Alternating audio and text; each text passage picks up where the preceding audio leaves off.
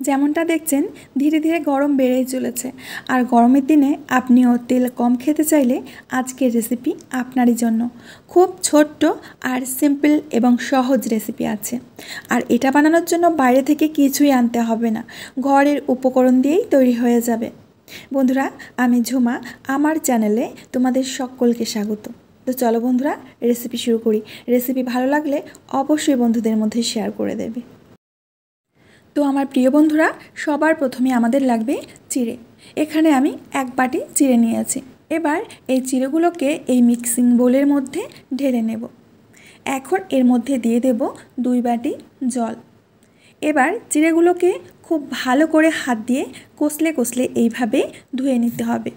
আর এই চিড়েটা একবার ধুলে কিন্তু হবে না, 2 থেকে 3 বার ধুয়ে নিতে হবে। চিড়ের মধ্যে কিন্তু অনেক ময়লা থেকে যায়। তো বন্ধুরা, এইভাবে আমি জল থেকে নিংড়ে তুলে নিচ্ছি। তো অন্য একটা বাটিতে রেখে আমি আবারও চিড়েগুলো একইভাবে ধুয়ে তুলব। বন্ধুরা, এই গরমের দিনে যতটা সম্ভব তেলের খাবারগুলো অ্যাভয়েড করে চলবে। এবারে চিড়েগুলো ধুয়ে আমরা নিংড়ে নেব না, এরকম হালকা হালকা জল রেখেই চিড়েগুলো তুলে নিতে হবে। আমি ঠিক যেভাবে তুলছি। তো বন্ধুরা, এখন এই চিড়েগুলোকে 5 থেকে 6 মিনিট মতো রেস্টে রাখতে হবে, যাতে চিড়েগুলো একেবারে ভিজে যায়। তো এখন আমি অন্য একটা মিক্সিং বোল নিয়েছি। এই বোলের মধ্যে এখন দিয়ে দেব 1 বাটি সুজি।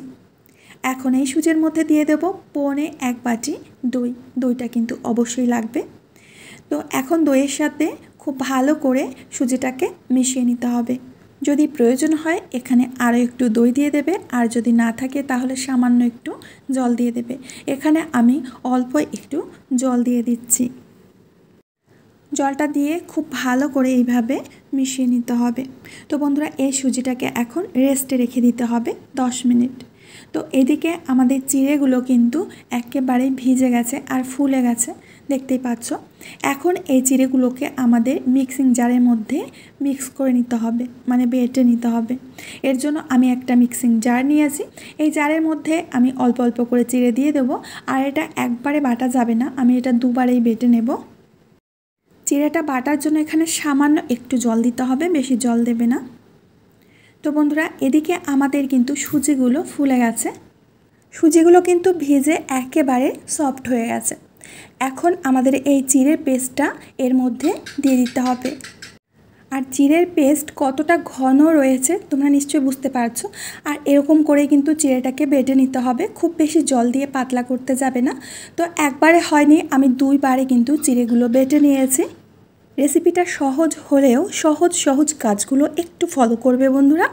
তো খুব ভালো করে সুজি আর চিড়ের পেস্টটাকে এইভাবে আমরা মিশিয়ে নেব। প্রয়োজনে এখানে সামান্য একটু জল দিতে হবে, তবে জলটা খুব কমই দেবে। তো আমি একটুখানি জল দিয়ে দিচ্ছি, যাতে ব্যাটারটা তৈরি করতে আমাদের সুবিধা হয়।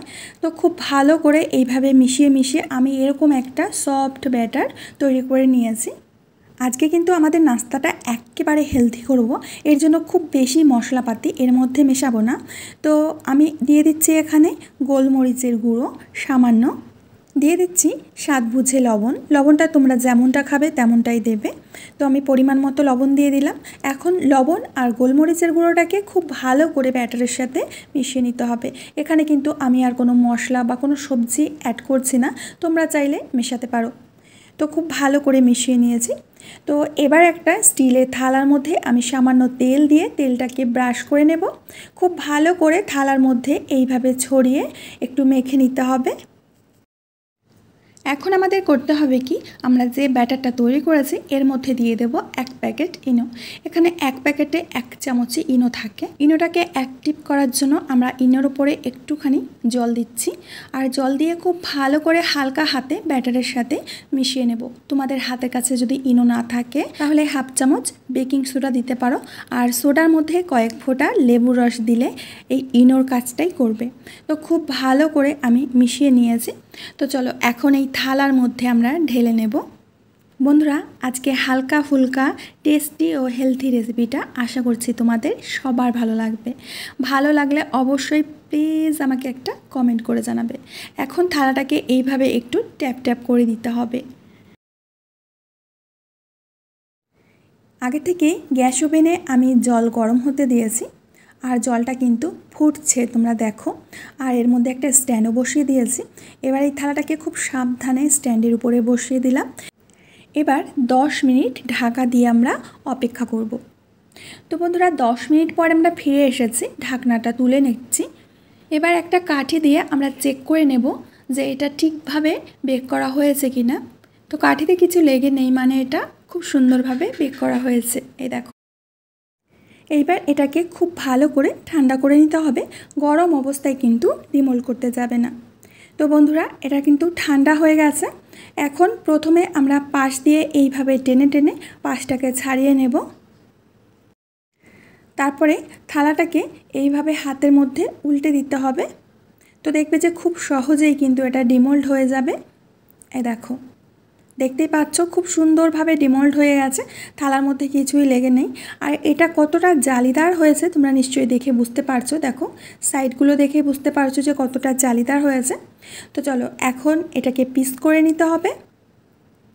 তো তোমাদের আরও একবার দেখিয়ে দিচ্ছি, দেখো ধারটা কতটা জালিদার হয়েছে আর একেবারে কিন্তু নরম তুলতুলে হয়েছে। তো চলো এখন এটাকে আমরা কেটে ফেলবো। তো বন্ধুরা কাটার জন্য আমি একটা চাকু নিয়েছি। এই চাকু দিয়ে প্রথমে আমি এইভাবে লম্বা লম্বা করে পিস করে নেব। তো আমি আজকে চৌকো শেপ দিয়ে নেব, তোমরা চাইলে ত্রিকোণ শেপ দিতে পারো। তো যে কোনো শেপই তোমরা দিতে পারো, আমি আজকে চৌকো করে কেটে নেব। আর যদি আমার সহজ সাধারণ রেসিপি দেখতে কোনো নতুন বন্ধু এসে থাকো, অবশ্যই আমার চ্যানেলটিকে সাবস্ক্রাইব করবে, পাশে থাকা বেল বাটনের অল অপশনে ক্লিক করবে, যাতে আমার ভিডিও আপলোড করা মাত্র সবার প্রথমে তোমার সামনে পৌঁছে যায়। আর এই দেখো বন্ধুরা, আমরা এই টুকরোগুলো একেবারে কালাকাদের মতো করে কেটে নিয়েছি। আর এই দেখো যে থালায় ছিল সেই থালার মধ্যে আমি নামিয়ে নিয়েছি, অন্য কোনো থালায় নামাতে যায়নি। আর এগুলো দেখো কতটা জালিদার হয়েছে, নিশ্চয়ই দেখলে তোমরা বুঝতে পারছো। তো চলো নাস্তাগুলোকে এখন আমরা আর একটু মজার করে তুলি।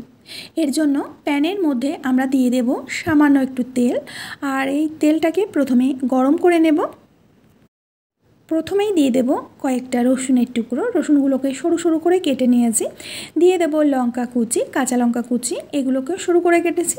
আর দিয়ে দিচ্ছি সর্ষে ফোড়ন, সাথে দিয়ে দেব অল্প কিছু সাদা তেল, আর দিয়ে দেব কয়েকটা কারি পাতা কুচি।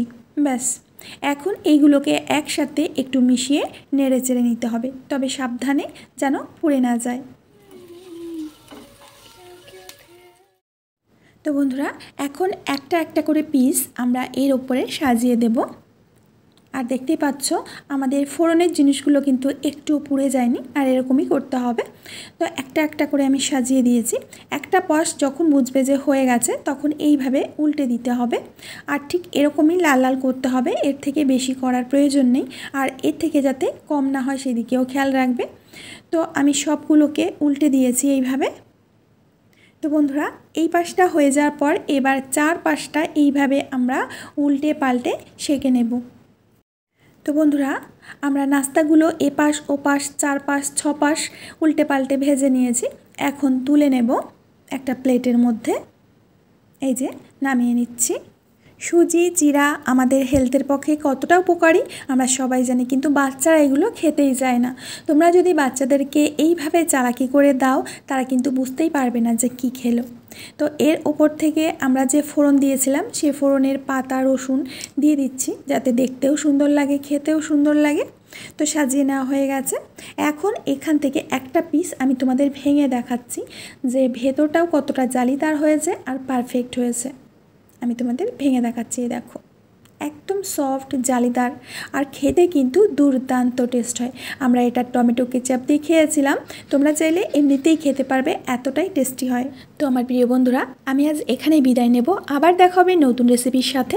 ততক্ষণের জন্য সবাই ভালো থেকো, সুস্থ থেকো, আর সকলকে সুস্থ রেখো। কমেন্টে অবশ্যই জানিও যে আজকের রেসিপিটা তোমাদের কেমন লেগেছে।